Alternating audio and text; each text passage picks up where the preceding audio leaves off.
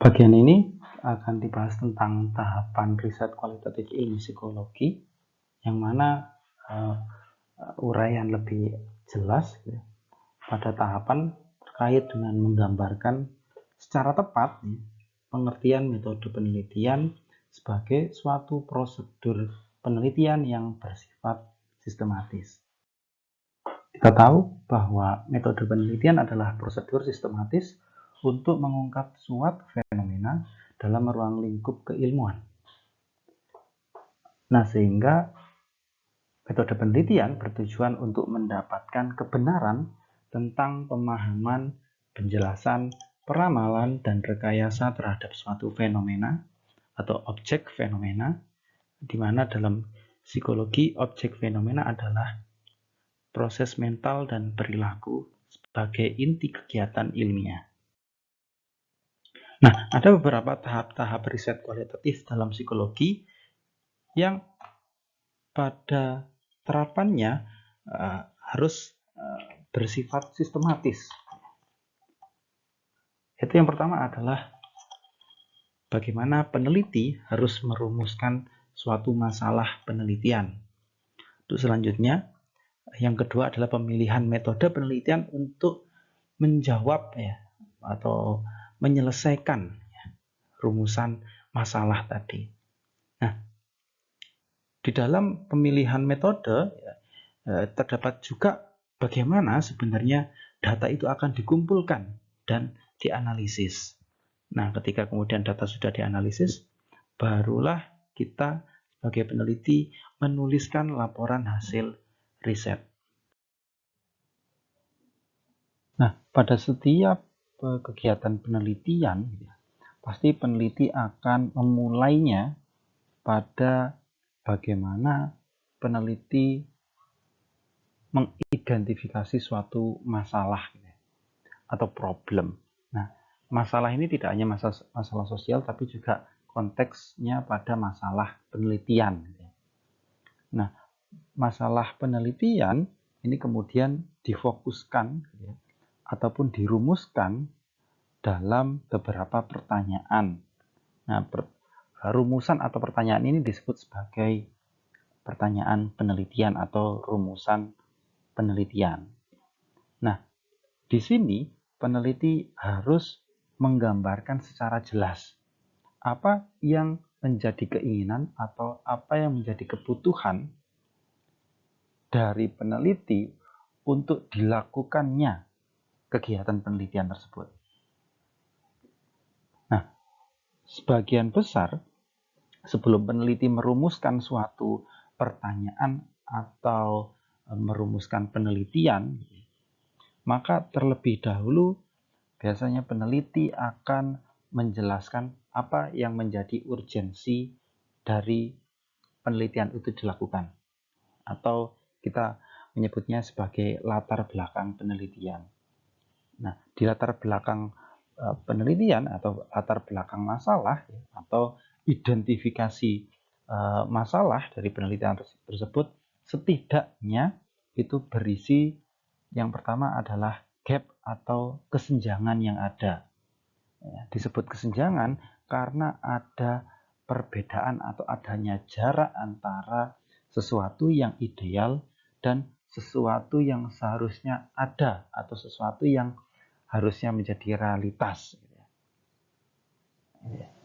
Nah, maka gap atau kesenjangan atau saya bilang harapan ini ini yang harus kita tuangkan di dalam naskah latar belakang atau identifikasi masalah kita. Nah, lalu kemudian disinilah sebenarnya yang menjadi pokok bahwa kenapa sih penelitian ini penting untuk dilakukan. Kenapa sih kemudian peneliti mengangkat tema atau konsep yang diajukan untuk dilakukan penelitian. Nah, pentingnya penelitian ini dilakukan itu tidak semata-mata ini penting bagi si peneliti, tapi ini penting untuk perkembangan keilmuan kita atau perkembangan ilmu pengetahuan kita, dan juga ini penting untuk diketahui oleh masyarakat luas dan ataupun pengampu kebijakan. Sehingga dalam identifikasi masalah, dalam merumuskan latar belakang masalah, ya, sebaiknya peneliti tidak secara emosional menuliskan apa yang menjadi urgensi atau pentingnya penelitian itu untuk dilakukan secara subjektif tapi juga secara objektif dengan cara menunjukkan data-data secara konkret dan secara objektif bahwa memang fenomena itu ada dan itu perlu untuk dilakukan penelitian sehingga bisa memberikan kontribusi-kontribusi yang positif. Usaha peneliti dalam menjawab pertanyaan penelitian atau masalah penelitian yang sudah dirumuskan adalah peneliti kemudian melakukan pemilihan metode penelitian. Nah, dalam pemilihan metode, ya, maka peneliti harus menyesuaikan dengan prinsip parsimoni. Apa itu prinsip parsimoni? Ya, kita sudah membahas pada video-video sebelumnya bahwa artinya setiap pemilihan metode yang nantinya akan kita gunakan itu harus sesuai dengan masalah penelitian, tujuan, dan kebutuhan penelitian.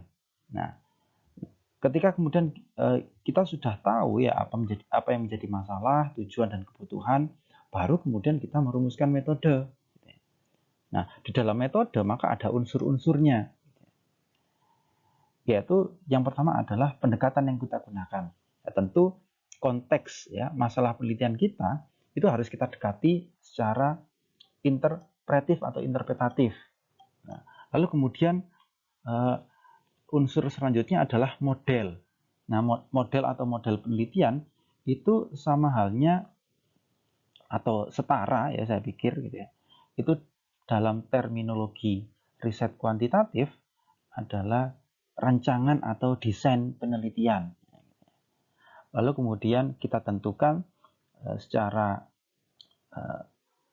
langsung siapa yang menjadi partisipan atau informan penelitian atau responden penelitian kita. Bagaimana kemudian ya, data-data yang didapatkan dari partisipan ya, itu dikumpulkan ya, melalui alat pengumpulan data atau instrumen penelitian. Apakah instrumen tadi menggunakan satu atau dua cara atau lebih dari beberapa cara, gitu ya. Nah, setelah itu ya, dari banyaknya alat pengumpulan data yang kita dapatkan, ya data-data yang sudah kita dapatkan, nah bagaimana kita menganalisisnya? Ya, teknik analisis apa yang akan digunakan oleh peneliti?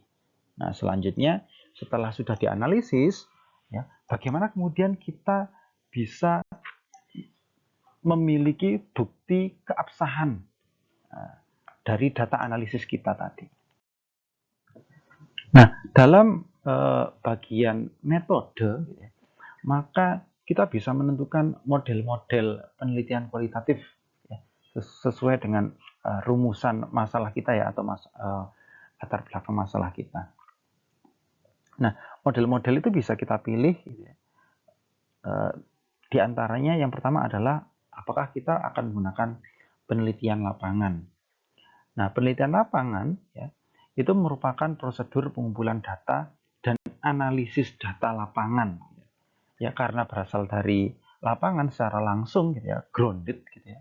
Maka settingnya gitu ya, itu adalah setting alamiah gitu ya.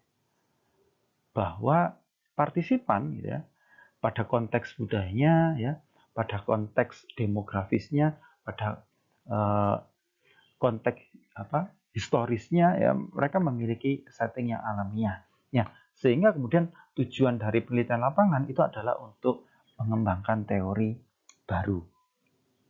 Lalu ada model fenomenologi, yaitu yang menekankan pada bagaimana cara manusia gitu ya, sebagai subjek gitu ya, dia berinteraksi dengan dunia gejala atau dunia fenomena, baik terhadap objek yang empirik gitu, ataupun peristiwa atau suatu fenomena yang terjadi di sekitar partisipan atau subjek tersebut. Nah, di sini ya makna dari suatu fenomena tersebut ya bagi manusia secara individual. Ya, meskipun kemudian ya dalam kelompoknya ya, secara individual, secara personal ya, makna suatu gejala tersebut dapat dimaknai secara serupa gitu ya, atau interpretatif tersebut. Kemudian ada model penelitian etnometodologi. Kita memahaminya sebagai model etnografi, ya, gitu ya, di mana tujuannya adalah untuk mengkaji apa yang menjadi latar belakang penalaran logis yang diberikan oleh seseorang tentang keseharian hidupnya, gitu ya, pola-pola kehidupannya, kesehariannya, di mana kajiannya terkait bahasan bagaimana berpikirnya, bagaimana perasaan, ya, antar individu yang terkait dengan aturan-aturan etnik kultural. Nah, jadi poinnya ya pada etnometodologi adalah bahwa individu dalam bertindak, berpikir ataupun merasakan, gitu ya, itu terkait dengan aturan-aturan etnik kultural atau suku tertentu, nah, gitu, aturan-aturan kesukuannya. Lalu ada model interaksionis simbolik, di mana kajian pada makna yang tercakup dalam cara-cara manusia menggunakan dan menginterpretasikan pola-pola simbolik pada saat melakukan interaksi sosial. Nah, lalu ada studi kasus. Nah, studi kasus itu kita banyak mengetahuinya pada biasanya kasus-kasus klinis, gitu ya, di mana tujuannya adalah proses analisis ya secara mendalam ya, terhadap suatu objek penelitian itu atau fenomena penelitian yang unit analisisnya bersifat individual ya, bahwa fokusnya adalah pada konteks individual atau personal itu ya, yang sangat mendalam ya. Tidak bertujuan untuk membuat generalisasi, sehingga temuan dari studi kasus ya itu tidak bisa kemudian kita generalisasi pada kelompok yang ada di sekitar kasus tersebut, gitu ya, ataupun pada kelompok yang lebih luas. Gitu. Nah, setelah peneliti menentukan apa yang menjadi model penelitian, maka dengan segera peneliti menentukan bagaimana kemudian proses pengumpulan data di lapangan akan didapatkan. Terdapat berbagai alat pengumpulan data ya, pada penelitian kualitatif yang bisa digunakan. Misalnya yang pertama adalah apakah peneliti akan menggunakan kuesioner kualitatif, ya, apakah kemudian etnografi, ya, observasi kualitatif, wawancara semi terstruktur, wawancara mendalam, wawancara terpimpin, apakah sejarah lisan dan dokumen sejarah. Nah, alat pengumpulan data ini itu harus kita sesuaikan dengan model penelitian, nah, gitu ya, yang cocok, gitu ya. Nah, bagaimana kemudian data-data ya, itu didapatkan kemudian? Haruslah peneliti itu memiliki sistem manajemen data. Ya. Nah, gunanya kemudian ketika peneliti mampu mengelola data-data yang didapatkan dari pengumpulan data, ya, apakah data yang berasal dari kuesioner kualitatif, ya, apakah yang berasal dari observasi atau pengamatan kualitatif, wawancara dan sebagainya, maka tujuan dari sistem manajemen data adalah ketika kita ingin mencari ya data-data tersebut ya, atau ingin mencari kembali data-data yang kita inginkan ya, kita mampu kemudian memanggil atau mendapatkannya lagi ya. Nah, biasanya kemudian cara-cara ini adalah yang menjadi keterampilan bagi peneliti kualitatif. Nah, tujuannya adalah yang pertama mampu memastikan aksesibilitas berkekuatan tinggi terhadap data, kemudian dokumentasi terhadap setiap analisis, dan pemeliharaan dan proteksi data serta analisis data pasca penelitian. Nah, pada analisis data ya, terdapat juga ya, setelah data yang kita dapatkan dari pengumpulan data tadi setelah kita memanage ya, setelah kita mengelola data-data tersebut, nah kita analisis ya, data tersebut dalam pendekatan kualitatif. Nah, teknik analisis ya kita bisa menentukan apakah secara deskriptif ya, kualitatif, apakah menggunakan teknik analisis tematik ataukah teknik analisis isi ya, konten analisis, apakah menggunakan analisis fenomenologi atau teknik etnografi. Tentu ini teknik analisis datanya itu harus kita sesuaikan dengan pengumpulan data yang kita gunakan ya, itu menggunakan apa, dan juga model penelitian kita. Nah, prosedur yang umum adalah peneliti melakukan proses pengkategorian secara material pada data ya, dalam satu kesatuan entitas dan kemudian memberikan label atau kode-kode. Nah, lalu baru kemudian kita mendapatkan hasil awal atau initial finding. Nah, setelah itu baru kita melakukan verifikasi atau validasi data ya, dan hasil analisis. Nah, biasanya peneliti bisa menggunakan beberapa teknik seperti triangulasi, cek keterwakilan data, atau cek terhadap pengaruh peneliti ya, pengaruh peneliti terhadap hasil analisis gitu ya. Dan kemudian membuat perbandingan dan umpan balik pada partisipan. Nah, setelah kemudian peneliti melakukan analisis ya, dan menuliskan hasil penelitian, baru kemudian kita tulis ya, laporan hasil penelitian tersebut.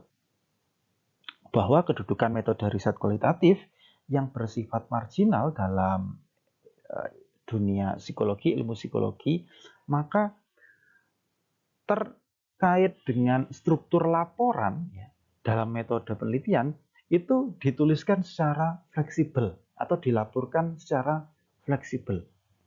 Nah, ada beberapa kombinasi cara pelaporan hasil penelitian yang umumnya ada dalam bidang ilmu psikologi dan karakteristik khas penelitian ya, yang bersifat kualitatif. Ya. Ya, seperti yang kita pelajari pada video-video sebelumnya. Ya. Ya, tentu ada identifikasi masalah, ada teori, gitu ya, atau mungkin identifikasi masalah dan teori menjadi satu, gitu ya, dalam satu bagian, lalu kemudian bagian metode, ya, analisis ataupun hasil, gitu, baru kemudian kesimpulan dan saran, atau kemudian ada variasi-variasi yang lebih unik lainnya. Misalnya setelah bagian hasil, ya, dan analisis, ya, itu kita bisa memulai menggunakan metode lain lagi, gitu ya. Karena ternyata setelah dianalisis kita belum mendapatkan hasil, maka peneliti bisa kembali lagi ke bagian metode, lalu kemudian hasil dan analisisnya tadi, ya. Analisis dan hasil tersebut, hingga kemudian tercapai ya apa yang diinginkan atau apa yang sudah dirumuskan oleh peneliti, apakah sudah terjawab, baru kemudian dibuatlah kesimpulan. Nah, pelaporan itu bertujuan untuk memudahkan keterbacaan kita pada pembaca, gitu ya. Sehingga kemudian dalam menuliskan laporan, gitu ya, peneliti tidak boleh egois, gitu ya, bahwa dalam menuliskan ya minimal adalah tidak boleh peneliti itu yang memahami sendiri, gitu ya, bahwa nantinya hasilnya akan dinikmati oleh khalayak luas, dan itulah yang kemudian menjadi poinnya untuk mudah keterbacaan. Nah, maka sekurang-kurangnya itu harus terdiri dari unsur, harus memiliki judul, apa yang diabstraksikan atau apa yang menjadi ringkasannya, lalu kemudian pendahuluan dan kerangka teoritik, metode, ya, bagian metode, hasil dan pembahasan, kemudian kesimpulan dan saran atau referensi yang digunakan oleh peneliti. Pada bagian-bagian selanjutnya kita akan membahas tentang apa ya model-model penelitian yang paling tepat dengan pertanyaan penelitian yang akan kita ajukan.